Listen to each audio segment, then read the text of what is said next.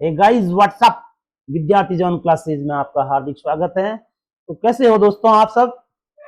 चलिए आज की वीडियो में आप शुरू करेंगे राजस्थान की प्रमुख सभ्यताओं के बारे में विस्तार से चर्चा करेंगे, जिसके बारे में अपन जानेंगे कि राजस्थान की कौन कौन सी सभ्यताएं प्रसिद्ध रही हैं। राजस्थान के इतिहास के बारे में जो सभ्यताएं हैं उनके बारे में प्रश्नोत्तरी के माध्यम से अपन इसका आंसर करेंगे।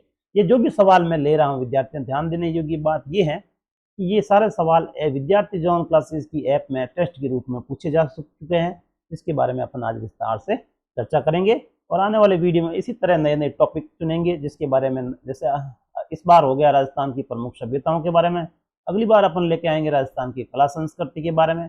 इस तरह से अलग अलग टॉपिक चूज करेंगे और उसके बाद उसका सॉल्यूशन देने का प्रयास करेंगे। तो निरंतर जुड़े रहिए विद्यार्थी जॉन क्लासेस के लिए। तो चलिए स्टार्ट करते हैं आज के ये सवाल। पहला सवाल दोस्तों आपकी स्क्रीन पर ये है, पहला सवाल आपकी स्क्रीन पर ये है दोस्तों, एक मिनट अब आ गया, ठीक है।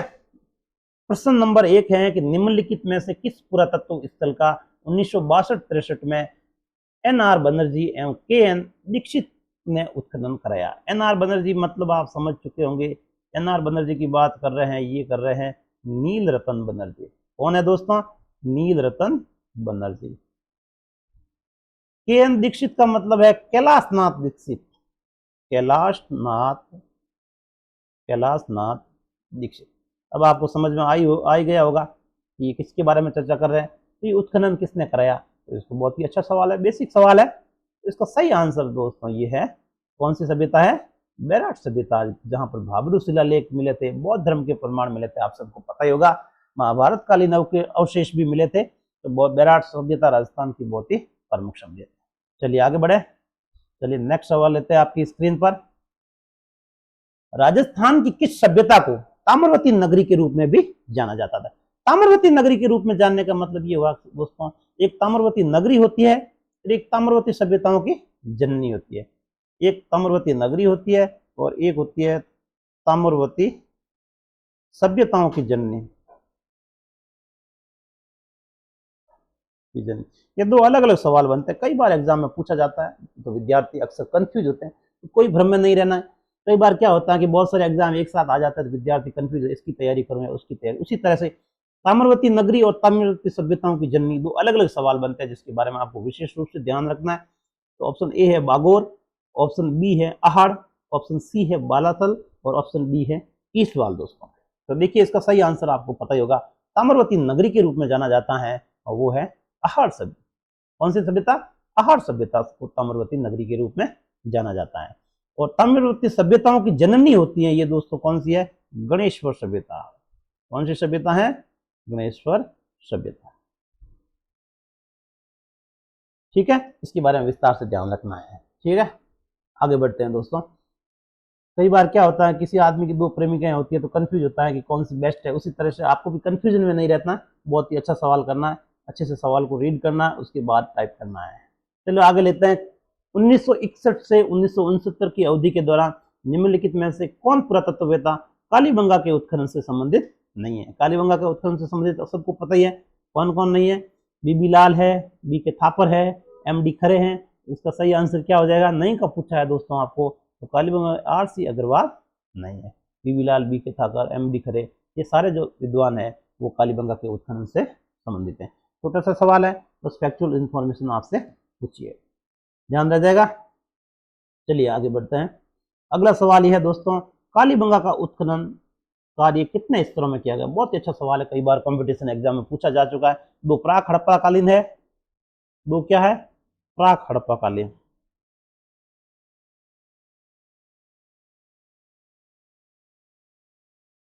दो प्राक हड़प्पा काल से पहले के और दो हड़प्पा काल के, 3 हड़प्पा काल के बाद। ये बात क्या है? तो टोटल कितने हो गए दोस्तों? स्तर कितने हो गए? 5 स्तर में किया गया। ध्यान रखना है, कालीबंगा का उत्खनन कितने स्तर में किया गया था? 5 स्तरों में किया गया था। आगे बढ़े। राजस्थान में किस स्थल पर कंकाल के गले में पत्थर व हड्डियों का हार पाया गया है? ये कंकाल के गले में पत्थर और हड्डियों का हार पाया गया, ये भी एक सभ्यता का सवाल है, ये भी सवाल पूछा गया है। इसमें ऑप्शन ए है आपकी स्क्रीन पर बागोर है दोस्तों, ऑप्शन बी है तिलवाड़ा, ऑप्शन सी है अहाड़ और ऑप्शन डी है धनेरी। इसके बारे में क्या आंसर सही होगा दोस्तों? देखो गले में कंकाल, कंकाल के गले में पत्थर और हड्डियों का हार बना हुआ पाए सभ्यता में ये अवशेष मिलते हैं। तो ये आपको पूछा भी जाता है, कई बार पूछा भी गया है। इसका सही आंसर क्या हो जाएगा? बागोर सभ्यता, जो भीलवाड़ा में है, कोठारी नदी के किनारे बागोर सभ्यता, उस सभ्यता में एक अवशेष मिला है जिसमें गले में पत्थर और हड्डियों का हार पाया जाता है। एस डी शाकलिया के नेतृत्व में इसका उत्खनन किया गया था। देखो कालीबंगा, देखो कालीबंगा के बारे में पूछा है, बागोर के बारे में पूछा है, गणेश्वर के बारे में आपको पूछा गया है और बैराट के बारे में पूछा गया है। तो दोस्तों सही आंसर क्या होगा बताइए? कालीबंगा दुर्गीकरण, बिल्कुल सही बात है। कालीबंगा में दुर्गीकरण के अवशेष मिले। बागोर सूक्ष्म पाषाण उपकरण मिले, बिल्कुल सही बात है। मध्यकालीन युग के पूर्व सूक्ष्म पाषाण उपकरण भी मिले। गणेश सभ्यता में काले चमकीले मर्तबान, ये सवाल गलत है, काले चमकीले मर्तबान नहीं मिले थे। ब्लैक एंड नीले,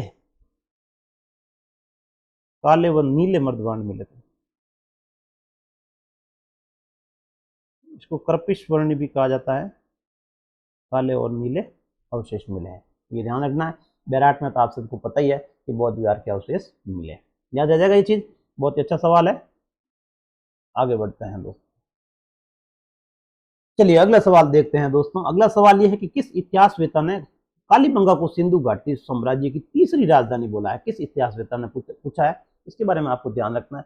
कौन सा एक इतिहासकार था जिसने कालीबंगा को सिंधु घाटी सभ्यता की तीसरी राजधानी बोला है? सबको पता है। ऑप्शन ए है दयाराम साहनी, ऑप्शन बी है doctor Dashrath Sharma, option C है कविराजा श्यामल दास, ऑप्शन डी है GH ओझा, गौरी शंकर हीराचंद ओझा। इसका सही उत्तर क्या होगा दोस्तों? कालीबंगा को सिंधु घाटी की तीसरी राजधानी जिस इतिहासकार ने बोला था, उस इतिहासकार का नाम क्या है? डॉक्टर दशरथ शर्मा, जिसकी बुक भी है अर्ली चौहान डायनेस्टी वगैरह, ये भी आपको ध्यान में रखना है। तो याद रह जाएगा डॉक्टर दशरथ शर्मा, इसके बारे में कालीबंगा को तीसरी राजधानी कहा है। चलिए अगला सवाल लेते हैं दोस्तों। अगला सवाल ये है आपकी स्क्रीन पे कि सुमेलित करना है, पुरातत्व स्थल दे रखा, उससे संबंधित जिला दे रखा है। जोधपुरा, बिल्कुल जोधपुरा जयपुर में, जोधपुर में नहीं है, ये ध्यान रखना है। जोधपुरा जो सभ्यता है वो जयपुर में है, बिल्कुल सही बात है। ऑप्शन बी है सोनारी, सोनारी आपको पता ही है झुंझुनू में है, ये भी सही आंसर है। उससे गिलून, गिलून भी आपको पता है, गिलून कहाँ पर है? राजसमंद में है गिलून। ऑप्शन डी है ओजियाना, ओजियाना चित्तौड़गढ़ में नहीं है दोस्तों। ओजियाना कहाँ पर है? भीलवाड़ा में है ओजियाना, आपको ध्यान रखना है। ओजियाना कहाँ है? भीलवाड़ा में, याद रह जाएगा। तो इसका सही आंसर क्या हो जाएगा? उत्तर भीलवाड़ा। ठीक है दोस्तों, आगे बढ़ते हैं। आगे बढ़ना होगा दोस्तों, चलिए आगे बढ़ते हैं। नेक्स्ट सवाल यह लूणी घाटी डीडवाना बूढ़ा पुष्कर के आसपास स्थित एक महत्वपूर्ण स्थल है। यह निम्नलिखित में से किस युग से संबंधित है? आपको पता होना चाहिए कौन से युग से संबंधित है बूढ़ा पुष्कर और उसके आसपास की सभ्यता।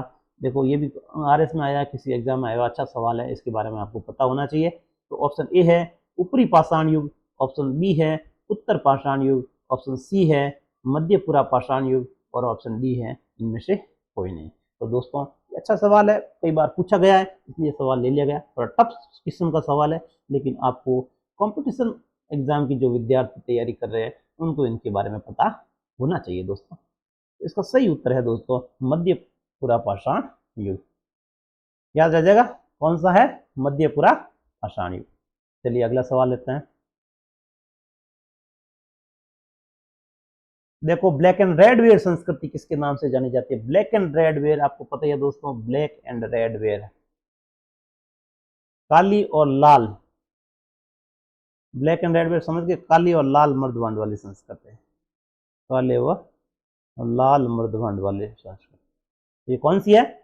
पहाड़ इसका सही आंसर हो जाएगा। बैराट वैराट कुछ नहीं, गणेश्वर भी नहीं है, नो भी नहीं है। ठीक है, तो आहार सभ्यता को क्या कहते हैं? Black and red ware. चलिए आगे बढ़ते हैं। नेक्स्ट सवाल लेते हैं। चिरायु कब्र आपको सबको पता है, चिरायु कब्र का मतलब क्या हुआ? किस के साक्ष्य कहां से मिले हैं? ऑप्शन ए है गणेश्वर, ऑप्शन बी है बैराट, ऑप्शन सी है कालीबंगा और ऑप्शन डी है बागोर सभ्यता। तो कौन सी सभ्यता से अपने को चिरायु कब्र के समाधान मिले हैं? आपको ध्यान होना चाहिए दोस्तों, चिरायु कब्र का मतलब क्या होता है? अंडाकार कब्र, ऐसी जानकारी एकमात्र स्थान से मिली है, वो स्थल कौन सा है? कालीबंगा, जिसका शाब्दिक अर्थ है काले रंग की चूड़ियां। इसके अतिरिक्त यहाँ पर अंडाकार कब्र भी मिली है, आयताकार कब्र भी मिली है, ये भी आपको पता होना चाहिए दोस्तों। इस तरह से कालीबंगा के बारे में जो भी आपको आंसर, ये सब कब्रों के बारे में जो भी सवाल बनेगा उसका सटीक आंसर क्या होगा? कालीबंगा। ठीक है, याद रह जाएगा दोस्तों।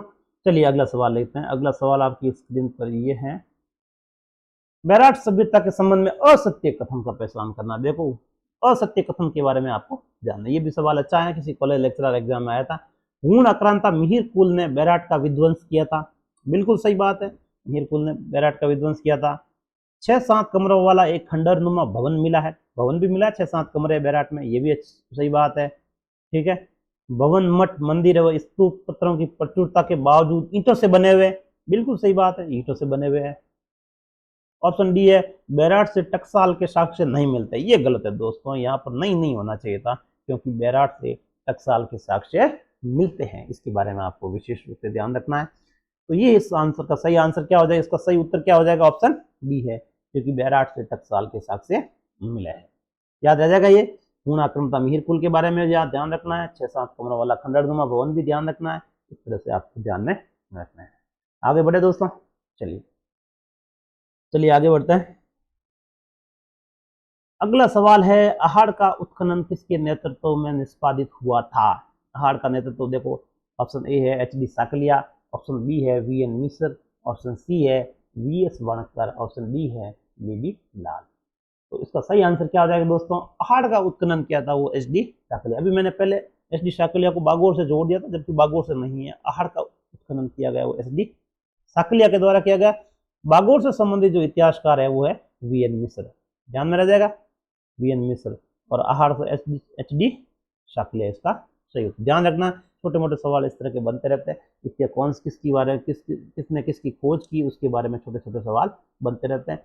फैक्चुअल इन्फॉर्मेशन है, जस्ट आपको एक बार रीड कर लेना। आपको 2-3-2-4 बार पढ़ोगे तो आपकी आंखों के सामने से गुजरेंगे तो याद हो जाएगी।